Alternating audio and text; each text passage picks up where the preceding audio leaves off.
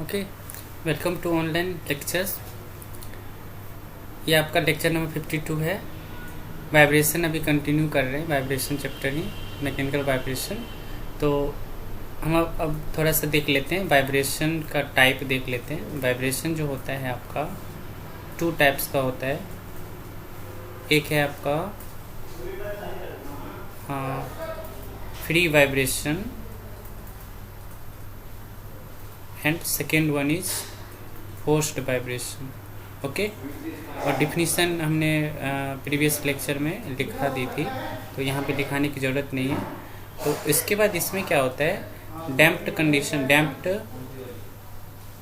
Vibration, तो damped free vibration बोलते हैं। और इसमें भी क्या होता है, ये होता है अनडैम्प्ड फ्री वाइब्रेशन। ओके, यहाँ पे हम फ्री लगा सकते हैं, free vibration. Okay, same condition आपका यहाँ भी होता है।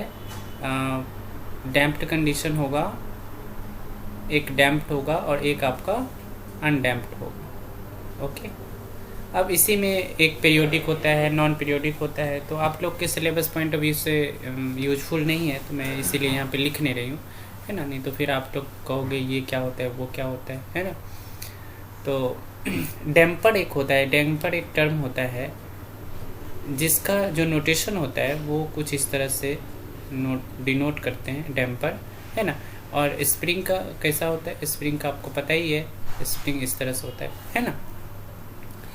अब यहाँ पे क्वेश्चंस स्प्रिंग से आते हैं कि स्प्रिंग का कनेक्शन, कि स्प्रिंग आपका स्प्रिंग 2 तरह से हो सकता है, कि आपका एक सीरीज में हो सकता है और एक आपका पैरेलल में हो सकता है, ठीक है। तो अगर आपका स्प्रिंग जो है, स्प्रिंग अगर आपका सीरीज में है, that is this is a spring, okay, K1 K2 K3, ये आपका सीरीज है। तो अगर सीरीज में स्प्रिंग है तो यहाँ से आपको इक्विवेलेंट स्प्रिंग का कोएफिशिएंट निकालना होगा। तो ये क्या होगा, इसको निकालने के लिए आप क्या करोगे, 1/K equivalent is equals to 1/K1 plus 1/K2 plus 1/K3। Okay, same capacitor की तरह है और रेजिस्टर की अपोजिट है। ओके, तो यहाँ पे अगर पैरेलल कंडीशन होगा तो पैरेलल कंडीशन में क्या लिखोगे, जैसे मान लो आपका स्प्रिंग है, ये स्प्रिंग है और ये आपका स्प्रिंग है, ये 2 पैरेलल कंडीशन है।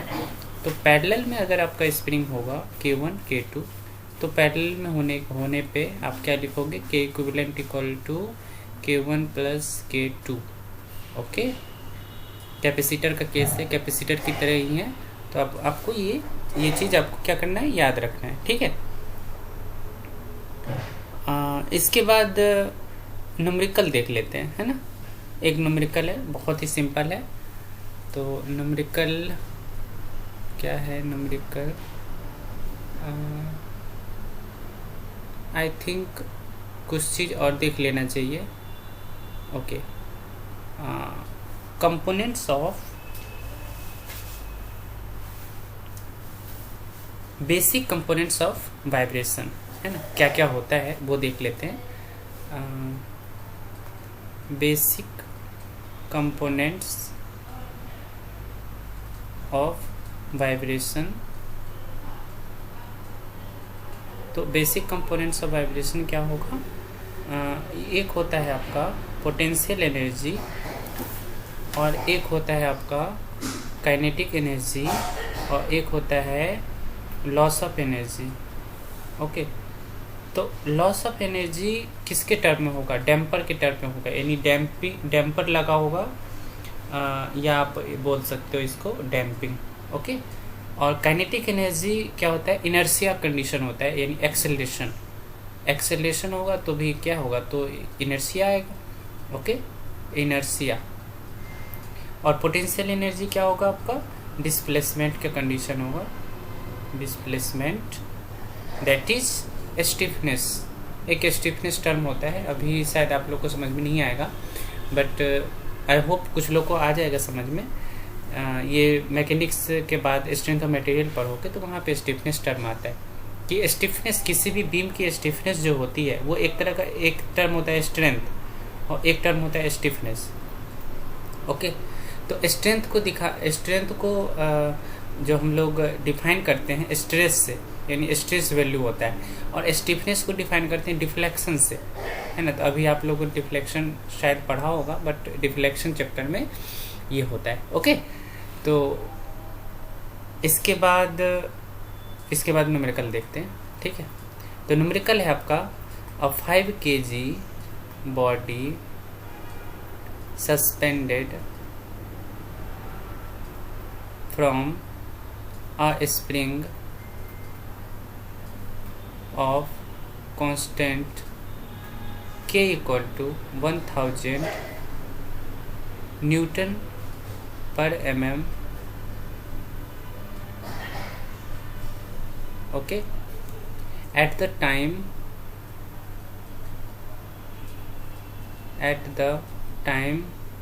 t equal to 0, the body has a downward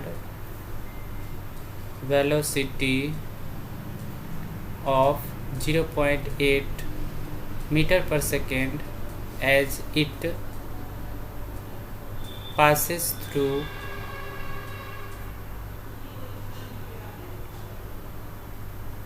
the position of static equilibrium। Okay, इसमें है determine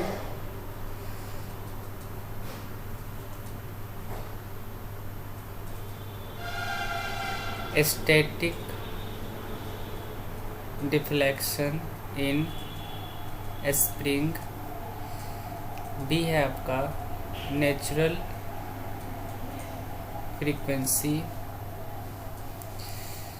of the system.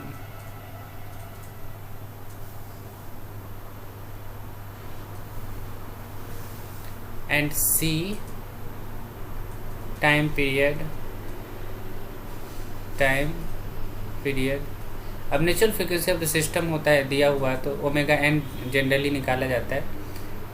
D the displacement X as a function of time. Okay, and E is maximum velocity and maximum acceleration। okay, affected by mass।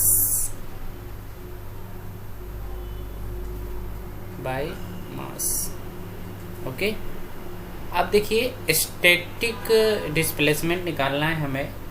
तो static displacement क्या होता है, direct हम formula पे आते हैं, सॉल्व करते हैं डायरेक्ट। देखिए यहाँ पे दिया हुआ है आपका W equal to 5 kg question में, है ना। K इक्वल टू 1000 न्यूटन पर, आई थिंक मीटर होगा या mm होगा, आप लोग देख लेना इसको। 1000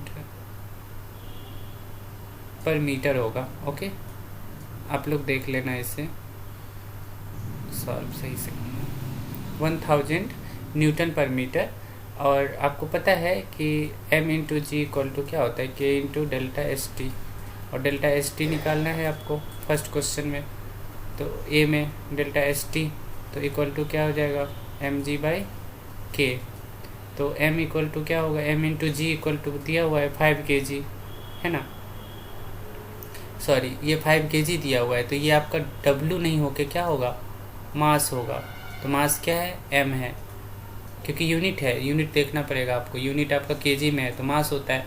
तो W को भी कभी कभी वेट को भी लिखते हैं kg में। ओके, और मास है ये, तो m इंटू जी करना पड़ेगा। तो ये 5 into 9.81 divide by k, that is 1000। तो ये सॉल्व होकर कितना आएगा, 0.049 ओके। ये मीटर में आएगा, है ना, तो देख लेना बाबू सॉल्व करके आप लोग, है ना, जो भी आएगा देख लेना।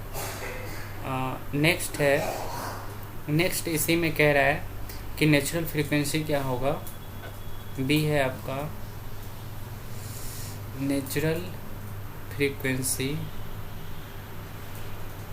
तो नेचुरल फ्रीक्वेंसी क्या होगा, omega N equal to root over K by M.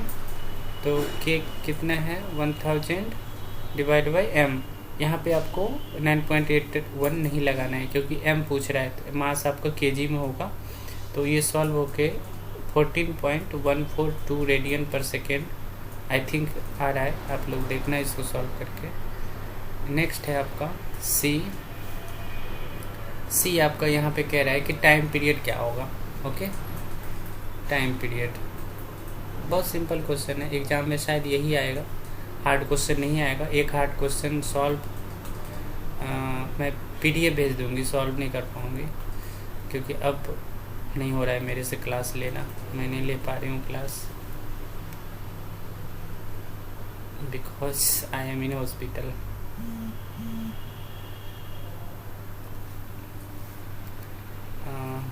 One by ये क्या हो जाएगा आपका,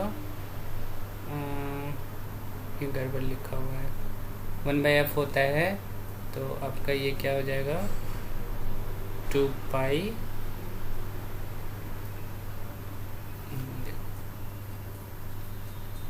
टी इक्वल टू क्या होता है 2 पाई बाई ओमेगा एन।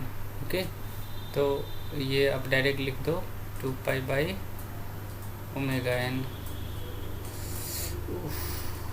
14.142, तो ये कुछ सॉल्व होके आएगा 0.445 रेडियन पर सेकेंड। इसको भी सही कर लेना, आई थिंक अब मेरी दिमाग भी काम नहीं कर रही है। x इक्वल टू क्या है a cos ओमेगा टी, क्योंकि ये आप देख लेना बाबू, है ना, शायद मिस्टेक हो रही है मेरे साथ, मैं भूल रही हूँ सब कुछ इस समय।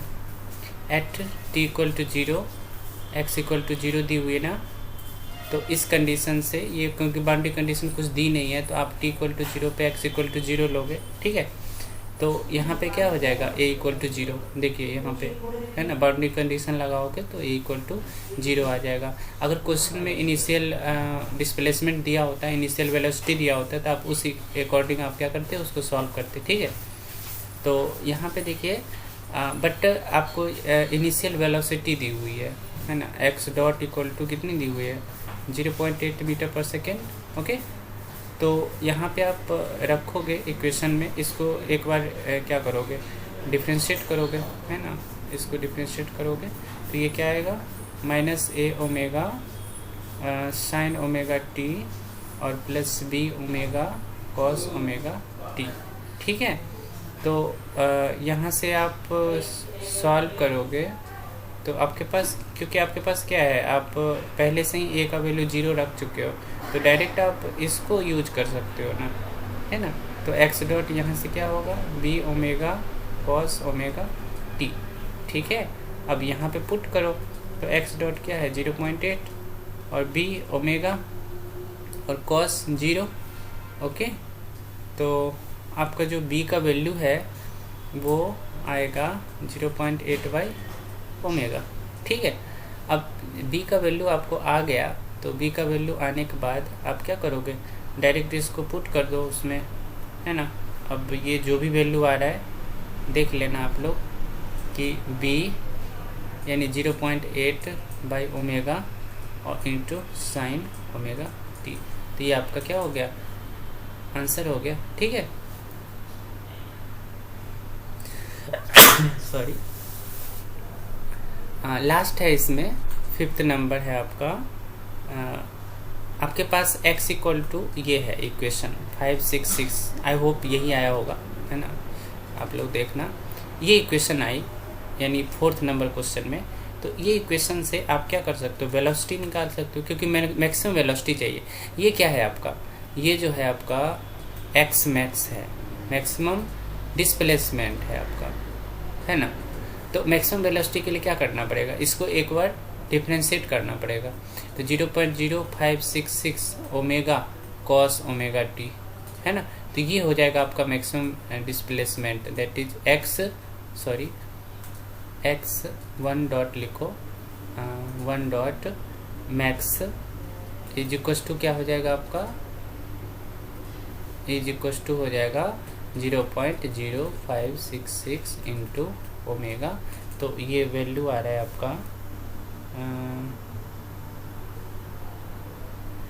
आप लोग कर लेना, इसको सॉल्व कर लेना, ठीक है। और एक्सेलरेशन का चाहिए, तो एक्सेलरेशन के लिए डबल डॉट करना पड़ेगा, तो ये माइनस में आएगा, बट आपको माइनस नहीं लेना है, लिख देना है वहाँ पे रिटार्डेशन हो रहा है, ठीक है। इनटू ओमेगा स्क्वायर और साइन ओमेगा टी, ठीक है। तो यहाँ से आपको एक्स डबल डॉट मैक्सिमम कितना आएगा, -0 यानी 0.0566 ओमेगा स्क्वायर, और माइनस हटाओगे तो यहाँ पे लिख दोगे रिटार्डेशन, है ना, रिटार्डेशन। ओके, साइन हम यूज नहीं करते यहाँ पे वैल्यू में, है ना, ठीक है। तो आप इतना ही रहने दो। और बच गई है कुछ टॉपिक्स बच गई है ना। अगर मैं ठीक रहूँगी 28 या 29 या 30 के करीब, तो मैं लेक्चर ले लूँगी इसकी, है ना। तो इसमें आपको 3 टॉपिक बच गई है, सिंपल पेंडुलम,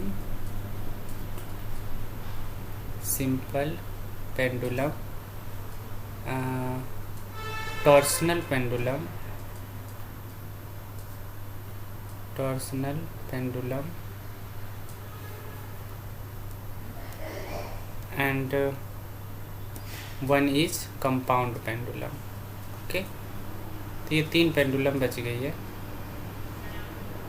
यानी 2 लेक्चर में ये कंप्लीट हो जाएंगे।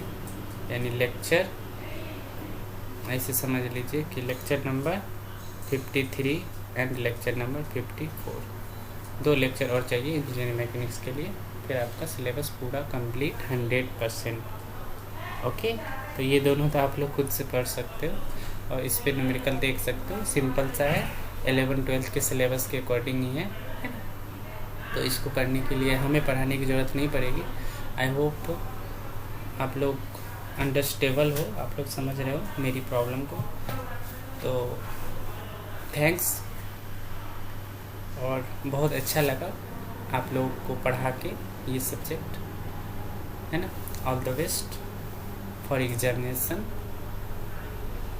Thank you.